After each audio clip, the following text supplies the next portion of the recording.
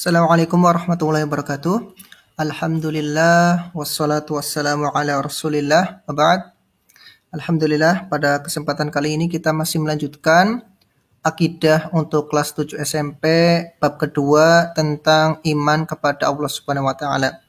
Kemarin kita terakhir pembahasan di masalah asma wa sifat lillah ya. Kita akan coba murojaah sebentar pelajaran-pelajaran yang kemarin ya. Kita mulai dari sini saja.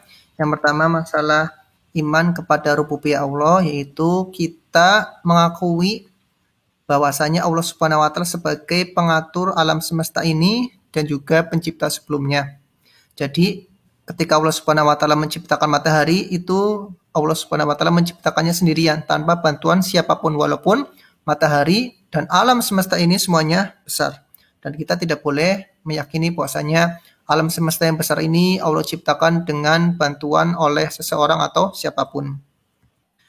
Pula iman kepada uluhiyah Allah, yaitu uluhi, masalah peribadahan. Yaitu ketika kita beribadah seperti sholat, puasa, zakat dan sebagainya, hanya dikhususkan untuk Allah Subhanahu wa taala saja.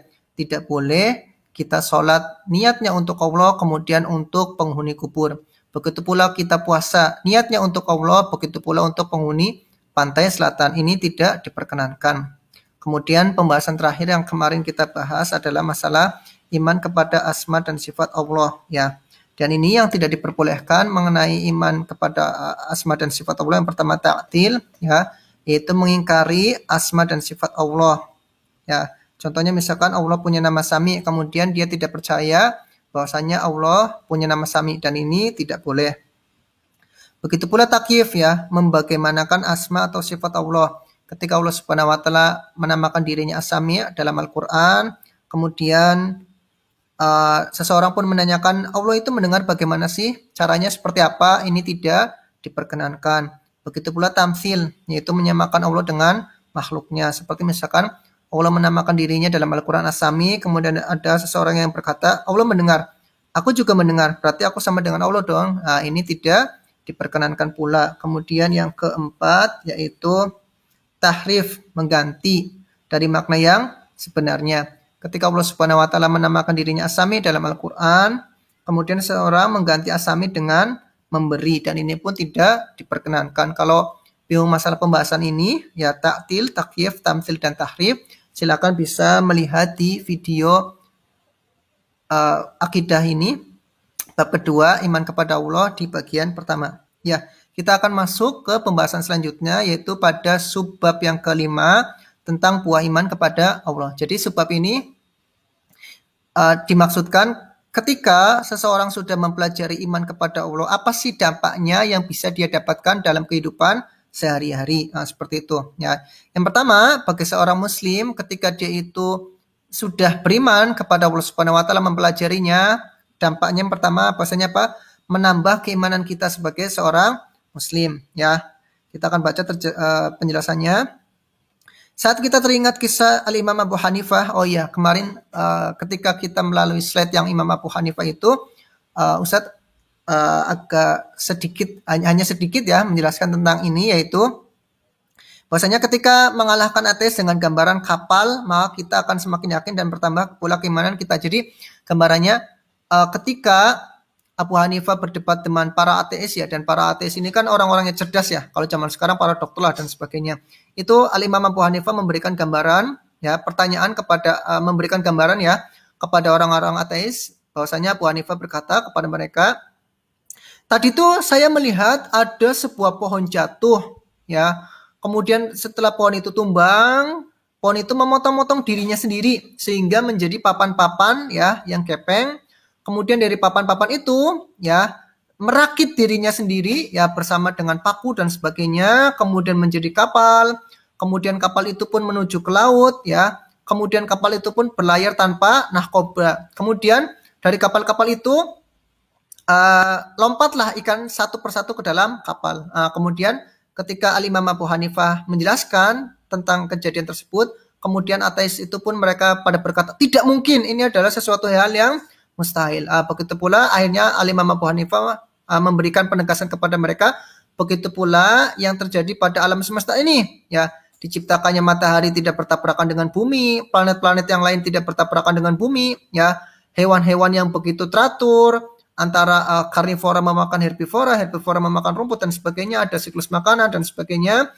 Ini lebih tidak mungkin lagi ketika tidak ada yang menciptakan dan mengaturnya. Nah, seperti itu ya. Jadi ketika kita ingat kisah Imam Abu Hanifah, insya Allah akan menambah keimanan kita ya. Jadi ketika kadang ya namanya hidayah, seorang dokter saja bisa tertipu seperti itu ya, bahwasanya dia lebih menganggap dirinya pintar, cerdas, akhirnya dia merendahkan orang lain, akhirnya dia tersesat dengan kesesatan yang nyata. Nah, ketika kita teringat, Abu Hanifah ya cerdas seperti itu, dia menggambarkan bahwasanya kapal saja ya, kayu yang berubah menjadi kapal itu tidak mungkin ya terjadi begitu saja. Begitu pula alam semesta yang besar dan teratur ini.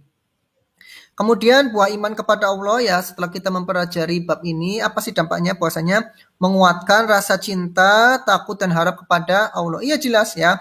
Ketika kita membaca dan memahami ayat dalam surat Asy-Syura ayat 11 ini, Allah Subhanahu wa taala berfirman, "Wa huwas samiul basir." Ya, dan dialah Allah yang Maha mendengar lagi Maha melihat. Maka Allah pun senantiasa mengawasi kita ya. Maka kita pun takut bermaksiat kepada Allah walaupun kecil ya itu ya. Seperti yang ya, Masya Allah lah kalian. Ya kalian ujian di rumah gitu. Tidak ada pengawas ya. Kalaupun ada pengawas, misalkan orang tua mereka pun sibuk sendirilah, apa misalkan mereka masak, membersihkan rumah dan sebagainya. Ketika kalian ujian pun kalian dipilih di antara dua pilihan. Antara menyontek buku atau masih dalam pilihan yang itu ya, bertanya teman atau mengerjakan sendiri. Tidak melihat buku ataupun tidak melihat teman ataupun tidak melihat Google atau yang lainnya yang semakna dengan itu. Nah, seperti itu ya. Jadi ketika seorang siswa membaca ayat ini dan ingat wa huwas samiul basir, Allah Maha mendengar lagi Maha melihat. Aku tidak akan nyontek Kenapa sih? Karena Allah Maha melihat. Nah, seperti itu. Jadi buah iman kepada Allah yang kedua menguatkan rasa cinta dan takut, harap kepada Allah Subhanahu wa taala. Kemudian buah iman yang ketiga yaitu apa? Mendorong kita agar semangat beribadah. Iya, ya.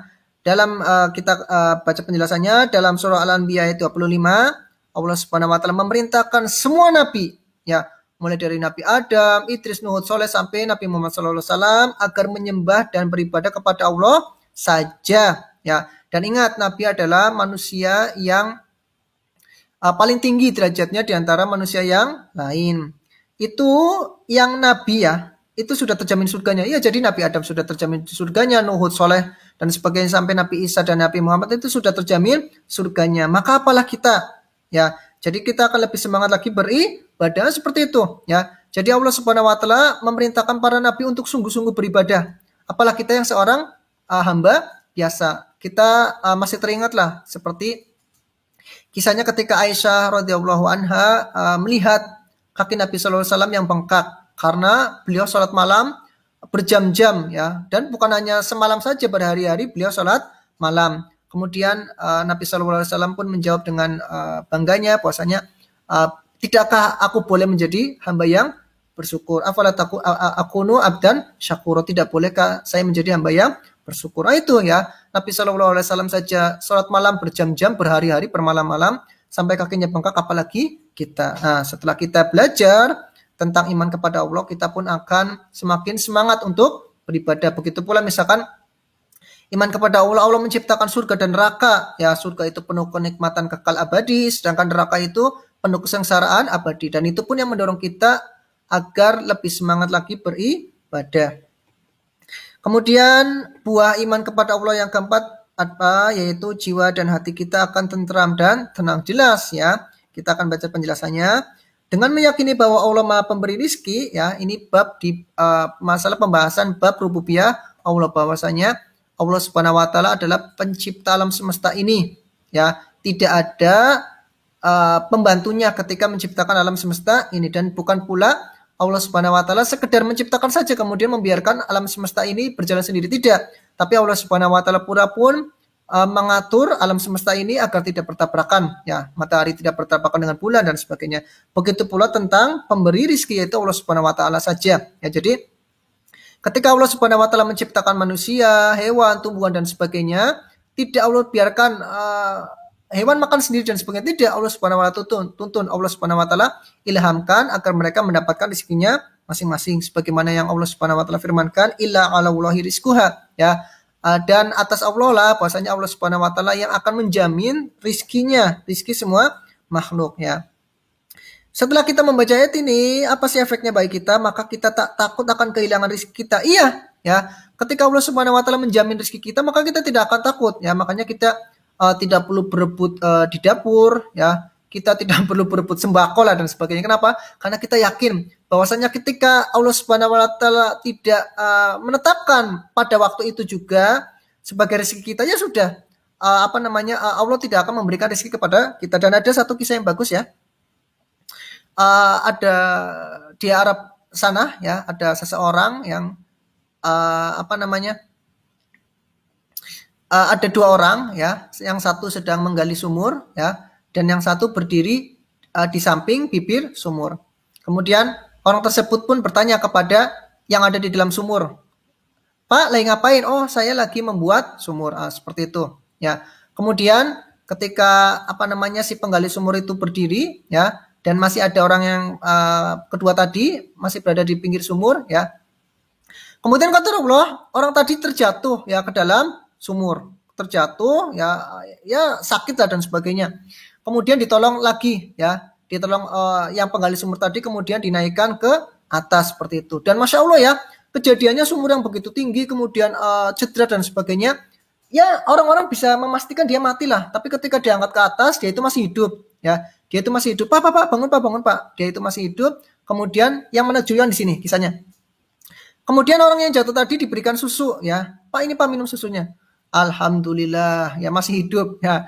Berarti rizki dia, ya susu itu rizkinya dia walaupun harus nyemplung dulu ke sumur, seperti itu. Nah, qadarullah ketika dia sudah minum susu dan merasa sudah puas dengan minum susu tersebut, qadarullah orang tersebut itu pun jatuh kembali ke dalam sumur dan ketika diangkat, ya innalillah, orang tersebut pun meninggal. Ya, kita jadi bisa ambil kesimpulan dari kisah ini, ya, kisah seseorang yang terjatuh ke sumur kemudian naik, kemudian minum susu, kemudian terjatuh lagi dan mati, ya, bahwasanya rizki seseorang itu tidak akan tertukar dengan hamba yang lain. Makanya kita sebagai hamba memang wajib, ya, untuk menjemput rizki, bekerja, ya, apakah dia seorang polisi, tentara, dokter, ya, arsitek dan sebagainya, ada bekerja, harus keluar rumah, pedagang dan sebagainya. Tidak boleh kita hanya di dalam rumah saja, kecuali misalkan kita jual beli online dan sebagainya, atau misalkan desainer yang kerja dari rumah, tidak masalah, yang jelas dia dalam ranah pekerja, ya, untuk menjemput rizki Allah. Adapun misalkan dia sudah waktunya pulang, silakan pulang, ya, dan catatan pula tidak boleh korupsi, ya. Jadi misalkan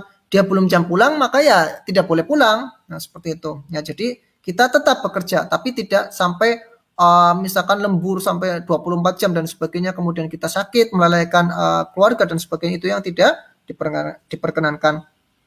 Yang penting bekerja, ya tadilah, misalkan dia mengumpulkan sampah kemudian menjualnya kembali, yang penting bekerja halal, ya.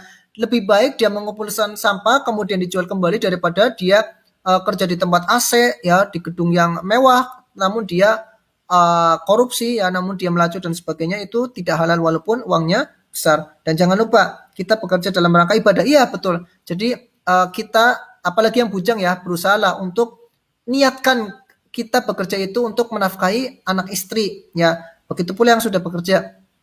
Ketika bekerja itu harus niat karena Allah. Jadi ketika keluar rumah, bismillah tawakkaltu 'ala Allah, puasanya saya ini bekerja karena Allah loh, ya, untuk memberi makan anak istri dan mencari ridho Allah. Iya, jadi kita bekerja untuk mencari ridho Allah Subhanahu wa taala. Jadi bekerja bukan hanya sekedar mengumpulkan uang saja, tidak. Jadi niatnya karena Allah sebagai tanggung jawab suami, ya, untuk mencari rezeki, memberikan makan, pakaian kepada keluarga kita, itu. Jadi pelajaran bagi kita semualah, bahwasanya ketika kita bekerja, ya, mencari rezeki, ingat bahwasanya niat kita karena Allah. Makanya jangan sekali kita korupsi uang, korupsi waktu dan sebagainya. Kenapa sih?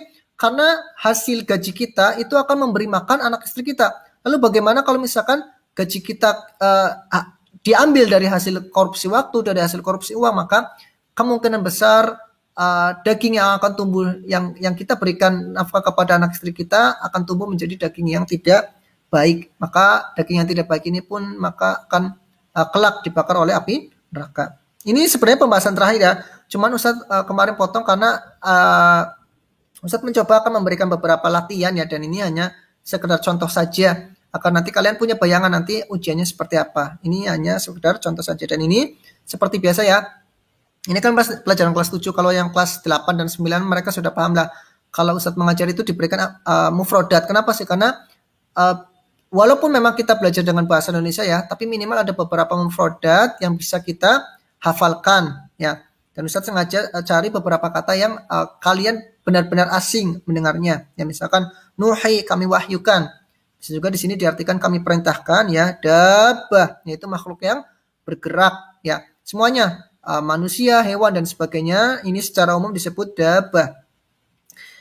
Di sini ahsana, memperindah, mempercantik ya. Kalau yang kemarin kita bahas di video kemarin yang bagian 1 itu mempaskan ya pada posisinya. Kemudian di sini al-ba'rah ya, ini kotoran unta ya. Di Indonesia tidak ada unta lah. Yang kemarin saya bahas itu apa? Kotoran sapi ya. Itu ada di daerah, beberapa daerah itu ada istilah tersendiri untuk kotoran sapi. Kemudian maulud ya, maulud itu artinya bayi ya. Maulid itu artinya bayi. Sedangkan kalau maulid itu tempat lahir ya. Kemudian abawa ya. Abawa ini orang tua ya, kemarin Ustadz bahas, dan ini mungkin kita flashback lah. Jadi kenapa sih disebut abawa, dua ayah ya? Kok kita lahir dari dua ayah? Tidak ya. Jadi kenapa disebut abawa itu? Karena salah satunya kuat. Ayah sama ibu kuat mana? Ayah kan, makanya disebut abawa, dua ayah. Nah ini seperti itu, dalam bahasa Arab ada beberapa kata yang seperti itu ya. Silakan nanti merujuk lagi di pembahasan bagian pertama. Nah di sini saya berikan tadribat ya, contoh latihan, contoh evaluasi. Ini hanya sekedar contoh ya, tidak berarti nanti kalian hafalkan kemudian itu yang pasti keluar dalam ujian kalian. Tidak, saya hanya memberikan contoh biar kalian punya gambaran, oh nanti ujiannya seperti ini. Ya, kita akan coba. Nah ini, iman kepada Allah secara istilah ya, membenarkan dengan sungguh-sungguh akan titik-titik. Apa ya? Bahwa dialah ya titik-titik segala sesuatu titik-titik seluruh alam dan titik-titik. Ini ya. Ini di slide halaman berapa? Nanti coba kalian cari sendiri. Dan ingat, satu ulangi lagi ya, bahwasanya ini hanya sekedar contoh ya, tidak harus nanti pasti ujiannya seperti ini, tidak. Ini hanya biar kalian punya gambaran. Kemudian dalil-dalil bukti fitrah ya. Kullu titik-titik yuladu ala titik-titik fa abawahu yuhawidanihi au titik-titik au yumajisanihi. Seperti itu ya. Setiap bayi yang dilahirkan atas dasar fitrah, maka kedua orang tuanya lah yang menjadikannya titik-titik atau titik-titik atau titik-titik. Kemudian akal, ya, qaulul a'rab, ya, titik-titik tadulu ala titik-titik, wal atharu titik-titik ala al-masir, ya. Kotoran unta itu titik-titik adanya unta, dan titik-titik itu titik-titik adanya yang lewat. Ada titik-titik, ada akibat. Nah, seperti itu. Ya, ini juga hampir sama lah ya. Ini hampir sama, dan ini ya. Iman kepada rububiyah Allah. Kita mengakui hanya titik-titik sajalah, titik-titik alam semesta ini dan isinya. Tidak ada titik-titik siapapun dalam titik-titik ini, juga hampir sama lah ya. Ini hampir sama. Nah, ini juga hampir sama lah ya. Ini hampir sama, kemudian ini juga hampir sama. Kemudian ini juga hampir sama ya. Wama titik-titik min titik-titik min titik-titik illa titik-titik ilahi ya. Dan kami tidak titik-titik seorang pun titik-titik sampai akhir. Nah, seperti itu. Ini juga hampir sama ya. Ini yang perlu saya sampaikan, yang kemarin saya sampaikan ya, bahwasanya yang taktil, takyif, tamsil dan tahrif ini kalian lihat yang kata pertamanya ya. Taktil kata pertamanya apa? Takyif kata pertamanya apa? Tamsil kata pertamanya apa? Kemudian tahrif kata pertamanya apa? Kemudian ini juga hampir sama ya. Kisah Al-Imam Abu Hanifah ketika mengalahkan titik-titik dengan gambaran titik-titik. Nah, seperti itu, ini juga hampir sama. Nah, ini mufradatnya ya. Kami wahyukan, bahasa Arabnya apa? Ya, al-ba'rah, bahasa Indonesianya apa? Dan seterusnya. Kemudian ini ya terakhir kita beberapa halaman lagi nih terakhir. Kunjungi website kita gorobo.com, mantapa.com ya. Kemudian kitab Ma'id, hadiah Ma'id sama Sunni Madin juga sebagai Ustadz ambil temanya di Google Slide ini. Kemudian ini terakhir ya, ini sudah ini jika ada pertanyaan ya. terakhir sebelum kita tutup pelajaran akidah kelas 7 di bab kedua ini, iman kepada Allah, alangkah baiknya kita bersalawat untuk Nabi Sallallahu Alaihi Wasallam. Kenapa sih? Karena Nabi Muhammad Sallallahu Alaihi Wasallam lah yang mengajarkan kita tentang semua hal dalam masalah agama Islam ini. Maka kita layaknya bersalawat untuk Nabi Muhammad Sallallahu Alaihi Wasallam. Allahumma sholli ala Muhammad wa ala ali Muhammad kama shallaita ala Ibrahim wa ala ali Ibrahim innaka Hamidum Majid. Ya. Begitu pula kita mendoakan untuk orang tua kita, ya. Jadi payah ayah lah, kemudian kesusahan ibulah yang membuat kita salah satunya menjadi besar, ya, dewasa, tentunya atas izin Allah Subhanahu wa taala. Kita berdoa kepada orang tua kita, untuk orang tua kita, Rabbighfirli wali walidayya warhamhuma kama rabbayani shaghira. Ya Allah, ampunilah aku dan kedua orang tuaku dan rahmatilah keduanya sebagaimana mereka mendidikku ketika kecil. Demikian saja pelajaran untuk kelas 7 di bab kedua ini, iman kepada Allah. Semoga bermanfaat.